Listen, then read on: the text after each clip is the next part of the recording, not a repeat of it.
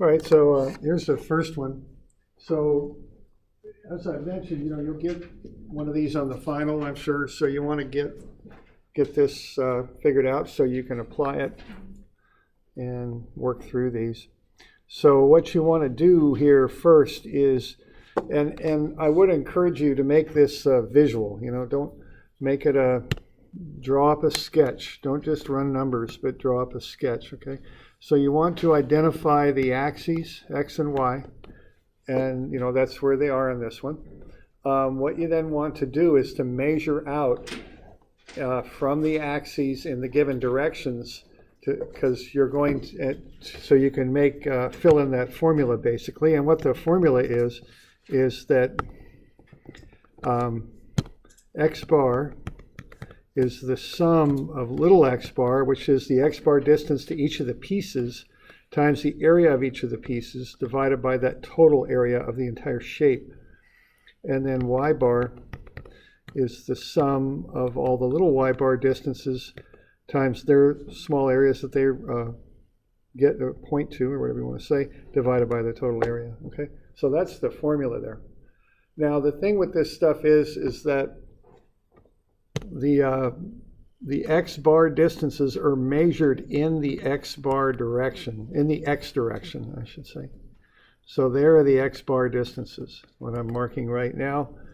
And then we also have the y bar distances are in the y direction, okay? So a centroid, the letter refers to the direction. I'm calling that out because it's a different system with the moment of inertia, okay? But with centroid, the x and y bar refer to the direction that you measure in. All right, so what I like to do on these is just break the object up into pieces and then get the measurements from the axes to the centroids of each of the pieces. So I've got parts 1, 2, and 3 there. And then I've got those distances, the x bar and the y bar. The x bar is in the straight green lines, and the y bar is in the squiggly purple lines, okay? So you just want to find those distances. Now, as you probably are well aware, a rectangle, the centroid is right in the middle. So that'd be the base over 2 and the height over 2.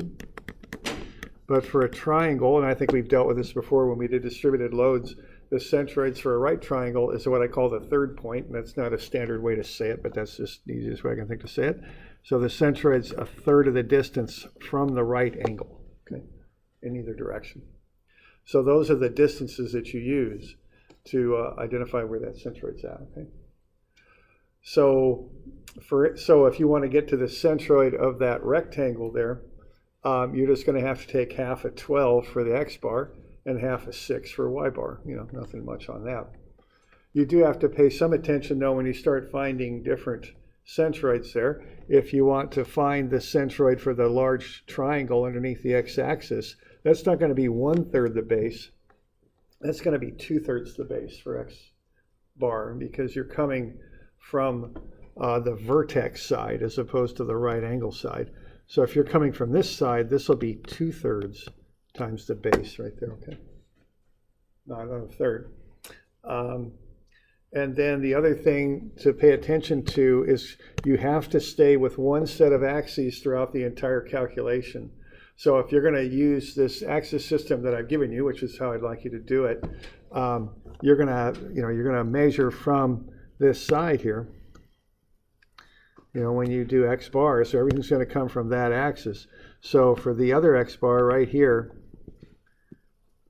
okay, that isn't just going to be 1/3 of 3. It's not going to be 1. You're going to have to add that offset distance to it to get the proper number in there, okay? So these are just some of the details that you have to pay attention to. And, I do want you to write a sketch, draw up a sketch, because that helps to avoid some of these little errors we might make, because you can see it, And obviously, this line right here is not 1 centimeter long. But there is this thing that people do sometimes, so they just take the 3 and they take 1/3 of it and go with it, because that's what the formula says. But you got to remember to add that offset in, okay?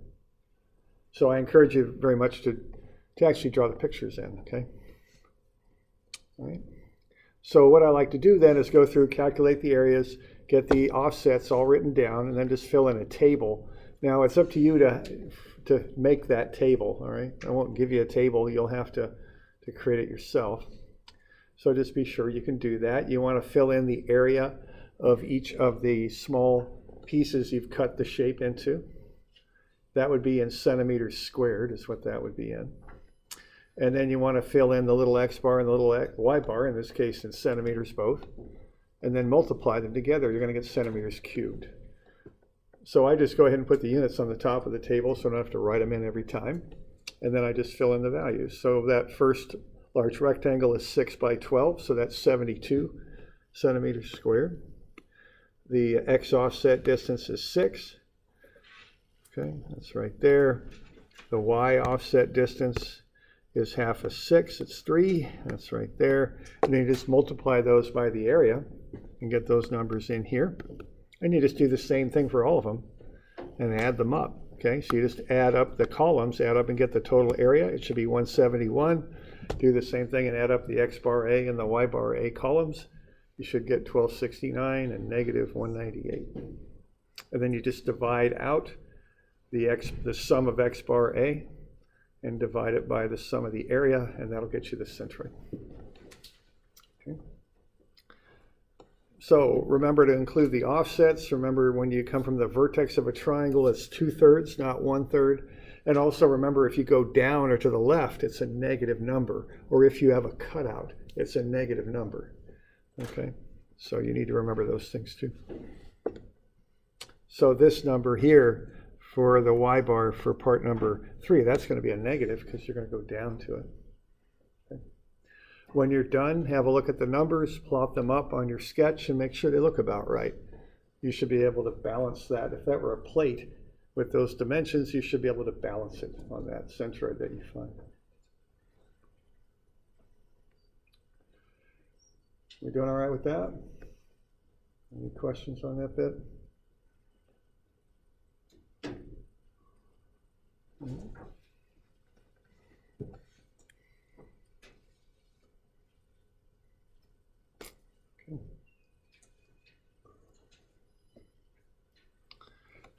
All right, this will apply to more complex shapes too. And actually, I very strongly encourage you to do a table and do this method for the more complex shapes because it just gets more involved. Okay. So what we're going to do here is take this thing and break it up into pieces. Though one of the things about this one is you've got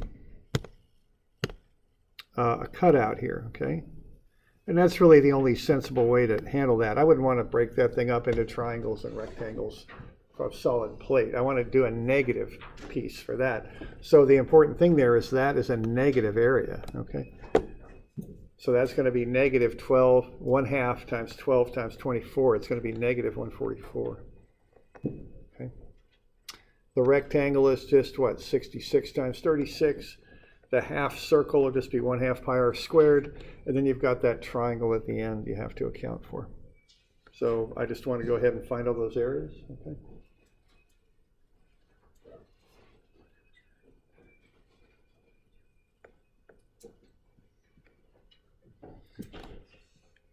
So we good with that?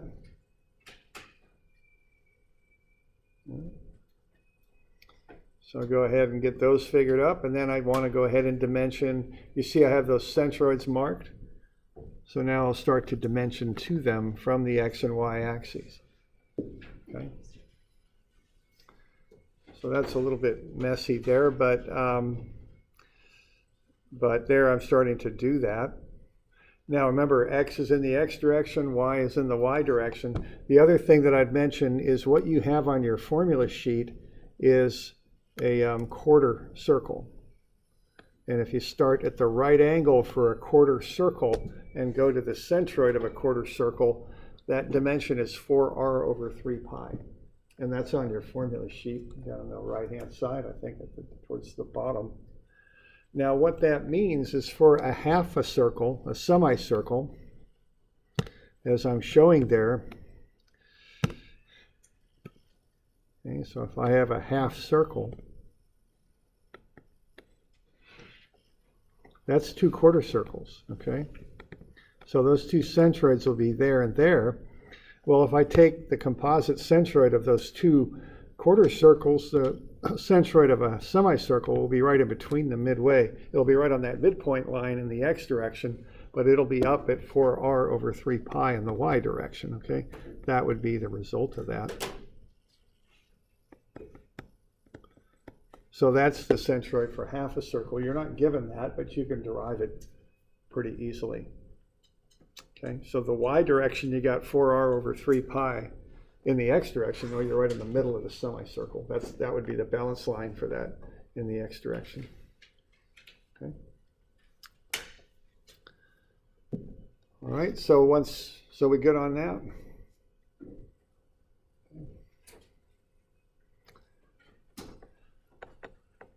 All right.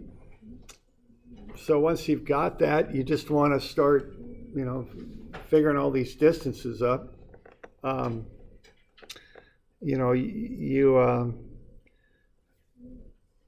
They just kind of are what they are there. I mean, you've got, let's see. So for instance, for that triangle, which I'm calling Roman numeral number 1, what you want to do there for x bar is realize that you're going from the vertex. So if we kind of take that triangle out and blow it up a little bit so you see what we're doing here. We've got that axis is coming through right there, okay? And this is 12 and 12. All right, now if you're going to come there and go to the centroid's about there, so you're going to go that distance. All right, now you can look at this in different ways. The way I looked at it was I just came over from the vertex. So that'll be 2/3 of 24. So 2/3 of 24 ought to be about 16. So that's 16 over. But, of course, we take 12 away from that because we want this distance here. So we're going to take that total distance from the vertex of 16, subtract off 12, and that'll get 4. So that would be the x bar distance for that triangle. It's 4. Because you got to stick with the axes that you're given, and you have to use those axes throughout the entire solution. You can't jump around and use different axes. You always have to include the offsets that you have for your given axes. Okay. So we good with that? When we do the rectangle, are we going to subtract the triangle cut out from the total area of it? Yeah, okay. So the question is, do you subtract the triangular cutout from the rectangle when you work through that? As you ask that, I don't think you need to do that. What you do is you treat them as separate objects. You don't have to combine them because that makes finding the actual centroid for that composite figure quite difficult. So you handle each separate object separately in the table, and it kind of just comes out in the wash. Okay. So it's a negative area. Yeah, right. That would be a negative area. Okay. So that's how that goes. And I think we did one in class where we had I can't remember, it might have been a semicircular cutout that cut across 2 of the other solid objects that we had. That's fine. You just handle each one separately. So you don't have to be worrying about combined effects with this. You just kind of put each object that you define separately and just run across the row and get those numbers in there, okay? All right. All right, so that's kind of the deal with that. And, just take your time on these. And, I would encourage you not to be impulsive about these, okay? There is this tendency to intuitively say, oh, it's this or it's that. Resist that, okay? Prove it, Show it out, draw an arrow, do the calcs, and show that it is what it is, okay? And, when I teach, I've worked a bit, there is this difference between some of the purely academic stuff we learn versus practical stuff. And geometry is a very practical skill. I'm a civil engineer. I've used it a lot, surveying and designing stuff, because it has to fit in space. Same thing when you're a mechanical. You're going to have to fit stuff in closed spaces. You're going to have to be able to do the geometry in some fashion to make sure it's going to fit. Okay, and so I would encourage you to kind of develop this skill. It's a good one when you start designing stuff. Okay. The other thing, people always think about AutoCAD as a drafting tool, but it's much more than that. You can analyze space with AutoCAD. You just draw stuff out with proper geometry. You can figure out if you can fit all this stuff in the building. The pump and the motor and all that stuff. You got to make sure it's all going to fit, right? And if you draw it properly, and when you can check for real. And a lot of the CAD software we've got too. All right. All right, so, and you just kind of run through that and you draw those arrows in there and just run through the calc. So I've got kind of a partial solution here for you. I've got the top one, which is that cutout rectangle. Notice that there's a negative area there because it's a cutout. It's been taken out of the plate. The X and Y bar in that case are both positive, but when you multiply the area times the X and Y bar, you get negative numbers because it's a cutout, see? So just run through that. And then you add up all the areas. You should get 2782 and you add them up. Add up all the X bar A's, you should get 68760. Add up all the Y bar A's, you should get negative 9183.5. Then you just do the divisions and get the centroid. And then when you're done, have a look at it, plot it up. Be sure that it makes sense. Okay. All right. Always just want to be checking that stuff, okay? Just look at it, make sure it passes the common sense test. So we're good on that one?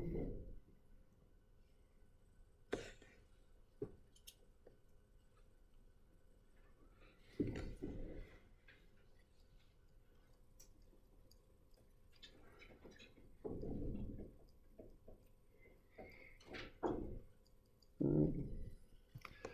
Okay, the next one's a volume one. So what you want to do with this, and it's actually a center of gravity, it's called, which is a center of weight, because these different shapes have different densities. Okay, and actually that term wouldn't be density. The official term for this is specific weight.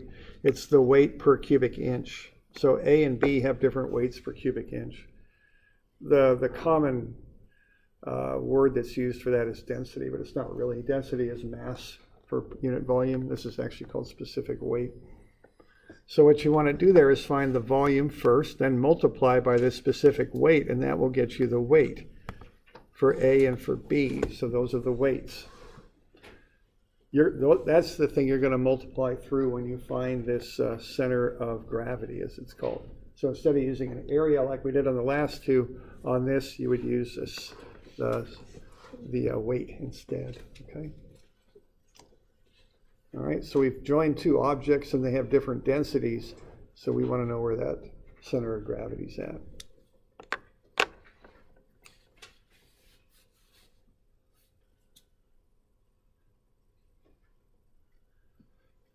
So we good with that for starters, getting the volume and then the multiplying that by the density and getting the weight? Good with that?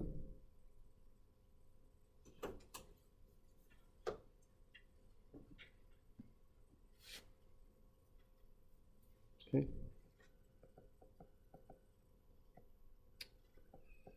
All right, so that's step one, and then it's just building a table like you've done before. This one you're using weight instead of area, and you're also in three-dimensional space. So you have to get the 3 dimensions to the centroids of A and of B. Now A has one density, B has one density, so you can just use the centers of volume to get those centroidal distances, X bar, Y bar, and Z bar. Okay. So we got, I've got a couple of them worked out there. X bar for part A is just half of the 12, it's 6. To get to the centroid of A, it's pretty simple. It's right, we're going from the corner there, that back left corner on the bottom. That's where the origin is. So you're going to go half at 12, half at 8, and half at 6. That's what you got to do. To find the centroid of B, though, you have to include the offsets. So for instance, we've got 8 and what do we got here? We're doing y bar. Y is this direction. So we're going to go over 12 right there, but then we're going to come back half of 4. So 12 minus 4 over 2, that's 10 inches. That would be the y offset to get to the center of gravity of B. Z will be an inch, you can find X. So get those figured out. And then just build a 3-dimensional table this time. Okay. So the table ought to look something like that. I've got one for the volume, one for the weight. Got X bar, Y bar, and Z bar. Those are all in inches, I think. And then we've got the weight times those distances will get you X bar W, Y bar W, and Z bar W. And then you just add up the columns, divide by the weight, and you'll get X bar, Y bar, and Z bar. That's how that works. Okay.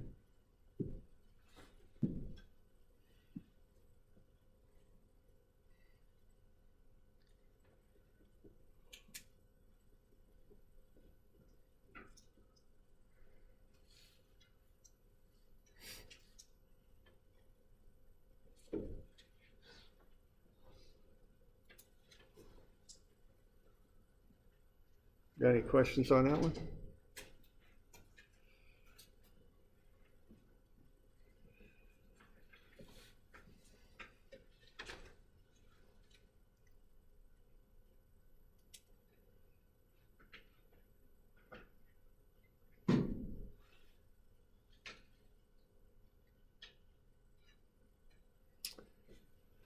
Good. All right. But then you just divide it out. It's the same process as before. It's just you're using weight instead of area, and you're in 3 dimensions, not 2. All right. So, you'll get something, some sort of deal like this on the final, and you're just going to want to be able to knock it out, okay? And you need to build your own table and fill it in, okay? And you just want to get that process figured out. You want to be able to build your own table too, all right? And remember that X is in the X direction. That's X bar. Y bar is in the Y direction. That's the meaning of those, okay? We good? All right.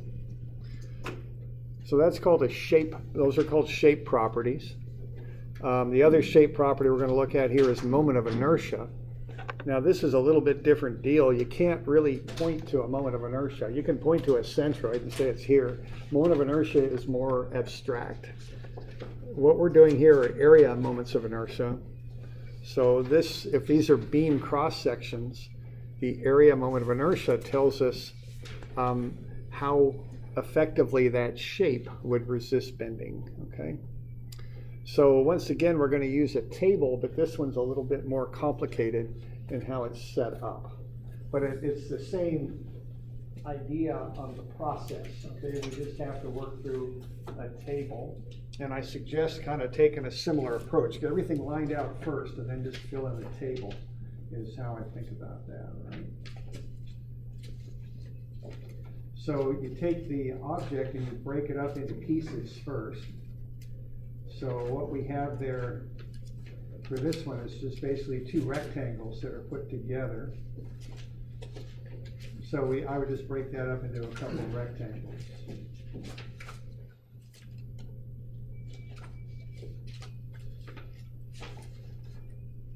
So let's start with that.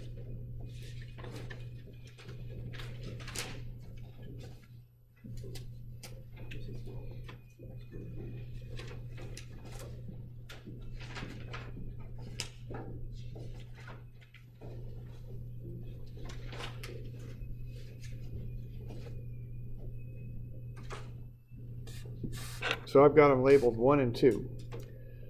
All right. Now we're using that axis there, the x-axis that I've labeled it with a couple X's. That's actually what's called the neutral axis. That goes through the centroid of the entire shape. So what I want to do here is to find the area. So if I'm going to do the large rectangle there, that looks to be 36 by 42, right? And I just went ahead and used centimeters.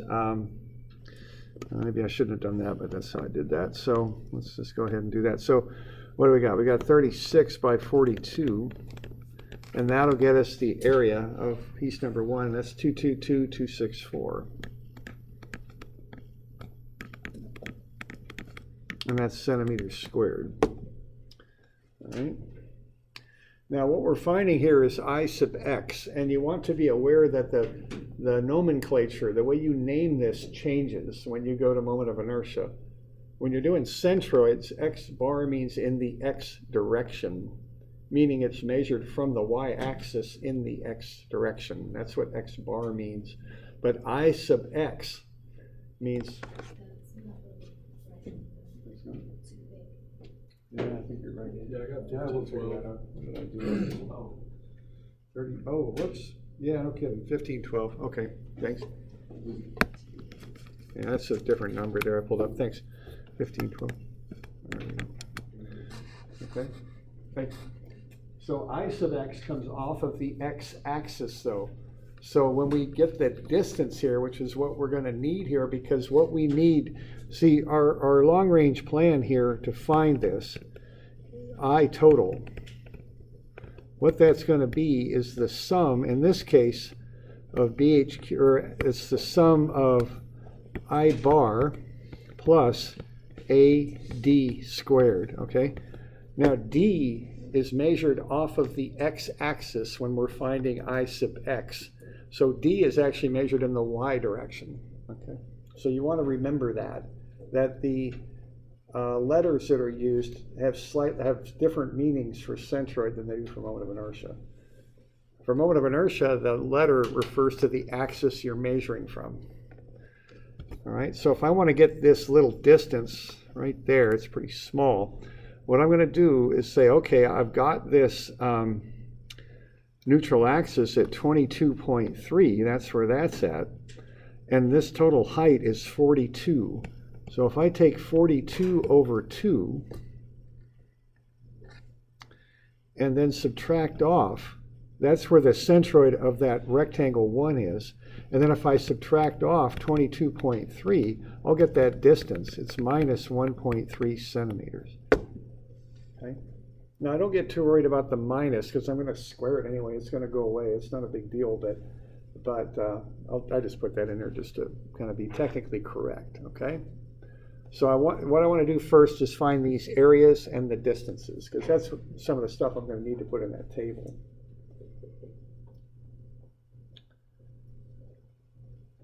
So we're doing all right with that?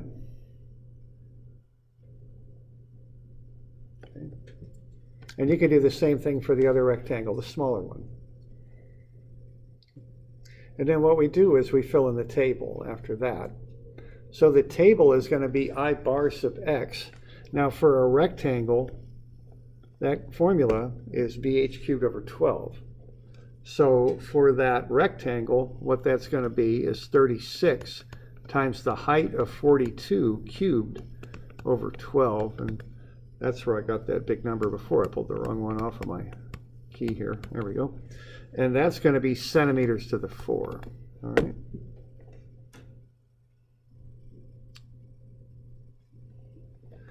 All right, we've got the area, and that's 1512, and that's centimeters squared. And we got the distance, which is in centimeters, minus 1.3.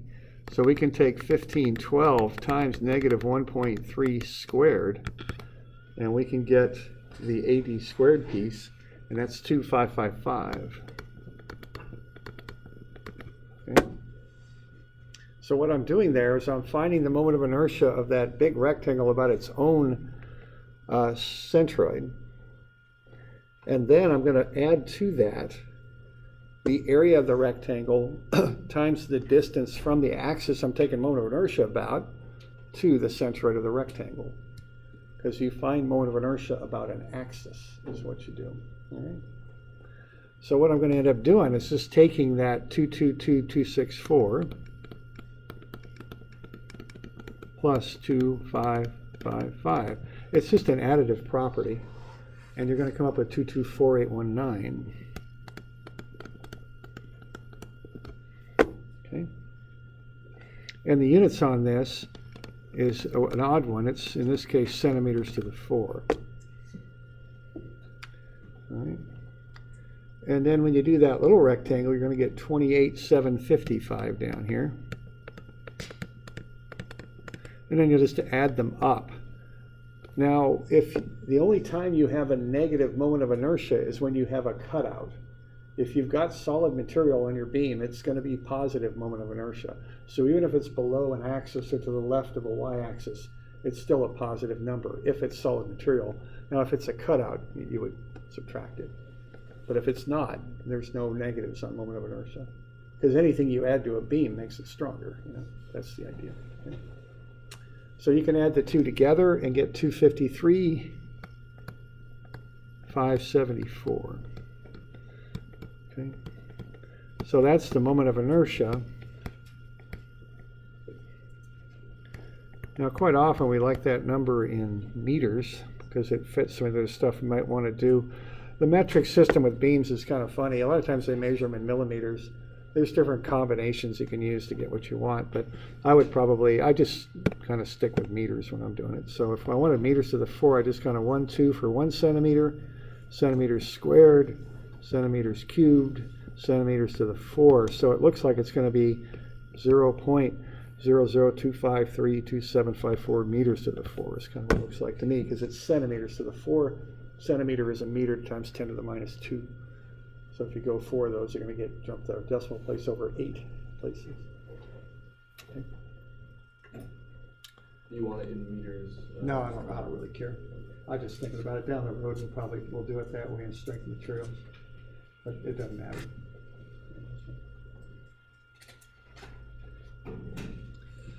All right. Okay. So we good on that one? That's kind of the trainer one there, okay? Kind of get you ready for it. Then we get into a little bit more complicated one. Looks like that. We want I sub x and I sub y on this. So we want to come from both axes. So you're going to want to cut this thing up into 1, 2, 3, 4 pieces. Piece number 3 is a cutout. All right? So you're going to want to start by getting the areas. All right. So, and this will be in what? We're doing centimeters again. Let's just stay in centimeters. So that'll be centimeters squared. I think we got 27 here. Remember the negative on this one, negative 30.7. So you're going to go through and get those areas, okay? So I just knocked those out. Okay. So start with that. And then I'm going to want the distances. Now I'm going to need 2 sets of distances because I'm doing I sub x and I sub y. So I'm coming from the x-axis and I'm also coming from the y-axis. So I've got those distances marked. Okay, so I've got those centroids out there and I want to mark those right on there, okay? That's what I want to do. So I've got one here for that triangle and a similar one, because they're kind of mirror images for that one. I've got the centroid for the circle, and then I got the centroid for the rectangle. And I put those on there and I draw arrows, okay? So I'm sure to do that. And then I need to find those values, okay? So I'm going to want to do that. What do I got there? I got that, and I got that. All right, that's pretty good. Okay, so what I'm going to do here is now I'm going to get those distances. So why don't I take some of this off so I can read it? We got 1, 2, 3, and 4, right? All right, here we go. So 1, and those are Roman numerals. 2, 3, and 4. There they are. All right, so let's find the x distances. So we'll call that d sub x, not a calculus dx, but a distance in the x direction. Okay. So for number 1, what do we got? We've got 6. Now these are negative here, right? Because number 1 is off to the left. And what do I got there? I got 6. and then I'm going into a right triangle, and so the centroid's a third of the way over. So I've got that negative out front, and so that'll be 9 over 3, right? So I hope that distance there will be 9, and I think it is. Now that's a negative 9 for that first one. Now I'm not too worried about the signs on these because they're going to square out anyway. Don't worry about it so much. And I think number 2 is a mirror image, so I think it's going to be positive 9, isn't it? And yeah, these are in the x direction. I guess I'm listening to. All right. What's the distance for the circle from? What's the distance in the x direction for the circle? Yeah, it looks a lot like 0 to me. Okay, because it's right on the y-axis, right? Okay. So we're good with that? You can fill those in. Okay. And then we can do the same thing. So again, these aren't calculus things. I mean distance in the x direction, and then I mean distance in the y direction. All right. So what am I going to do for that triangle there? I'm at 11.8, aren't I? Okay. So the total is 21. And I'm at 11.8. So if I subtract that, I think I get 9.2 up above. So I've got 11.8 and 9.2. Can we get a check on that? Is that about right? That looks about right, okay? So what I'm going to do next here is I'm going to go up 9.2. And then I'm going to come back. And I'm coming from the right angle. And I'm coming a third of 3 back. So that looks like a positive 7.2 for number 1. Does that look about right?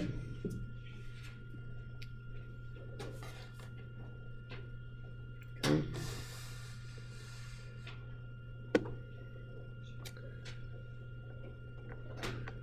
All right, and then I've got a couple others to do there. I've got that rectangle. Well, what's going on here? I'm at 11.8. And then I'm going to go to the center of the rectangle, which is 21 over 2. It's ought to be 10.5. I think I switched those around, though. My bad. Let's get those turned around properly. 21 over 2 minus 11.8, because I want a negative number there because I'm going down to the centroid of that rectangle. So that'll be what, 10.5 minus 11.8? Is that a negative 1.3? I think it is. Okay. Because I am going down on that, right? I think I am, yeah. Okay. So I'll get all those lined out. Now, I will add a note here. Use d sub x for, which I is that for? Is it ix or iy that I use that for? Yeah, it's iy, okay? So be careful about that. And similarly over here. Use d sub y for ix, okay? You got to switch them. They're different than centroids. Because what you name a moment of inertia from is the axis you are calculating it about, okay? So we good with all that business? Okay. All right.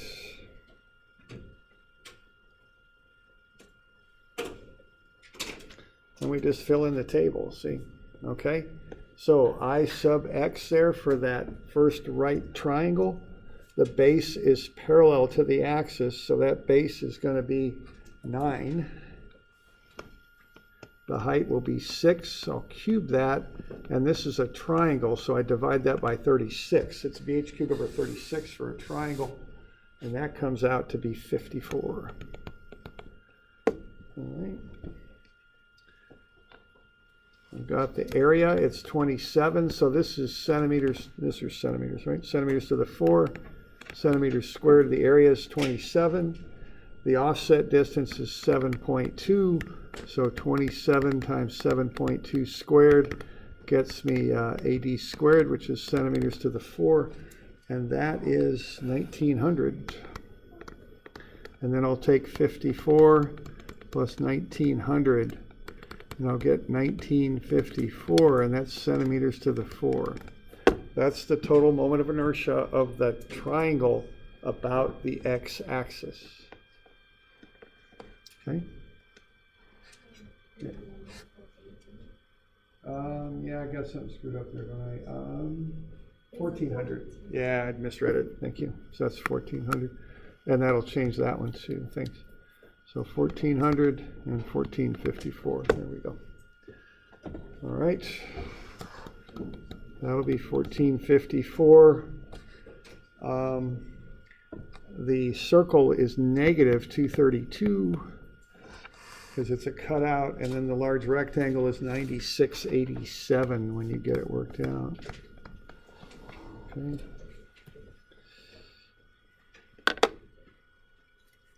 So there's the values that you'll fill into that table. Based on these, we've got an area of negative 30.7 for number 3. And then what else do we got on there? 9 dx, they're both 9, 7.2, and negative 1.3 for the rectangle. So I think that's this one here. Okay. And then you just add them up and you get the total. It's 12,363.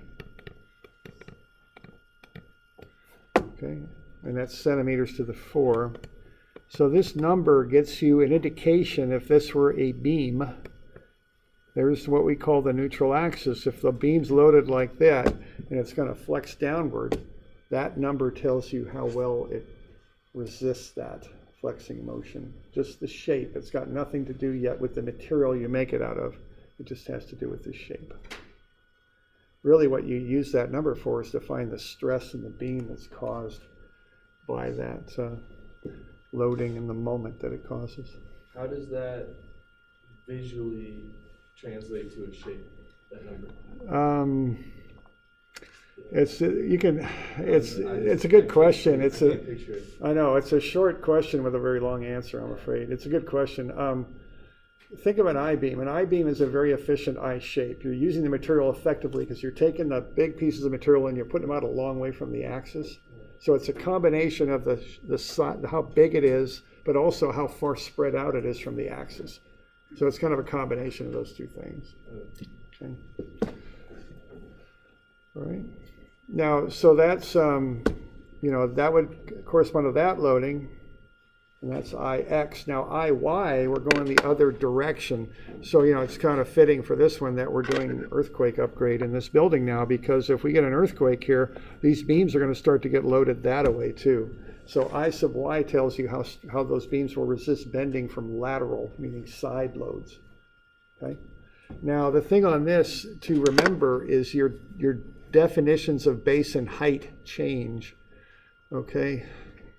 I screwed that up. This number shouldn't be here. It goes here. I put it in the wrong spot. There we go. So let's get that straightened out right away while I notice it. This should be pi.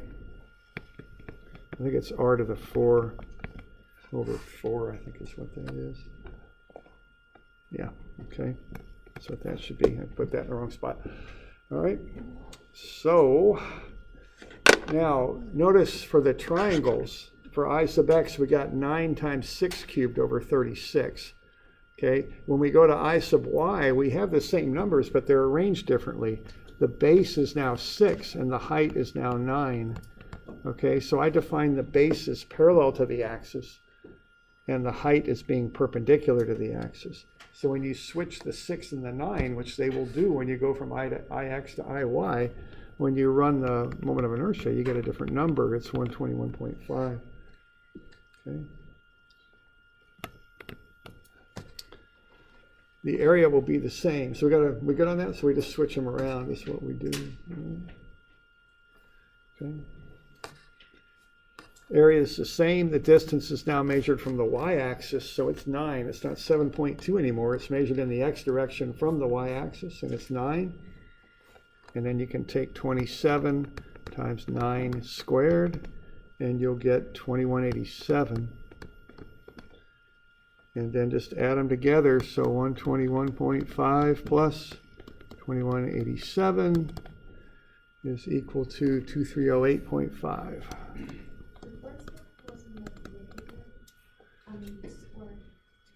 square? This number here?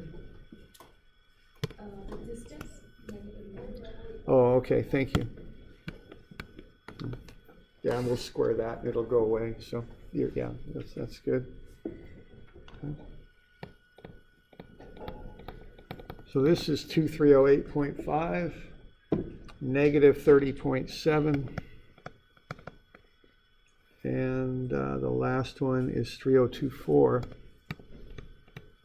And when you add them up, you should get 7610. All right. So that's just some answers to check your work. All right. So that's the process on those, so get that figured out, okay? And be able to make those tables on your own and be able to work through those. Got any questions on that?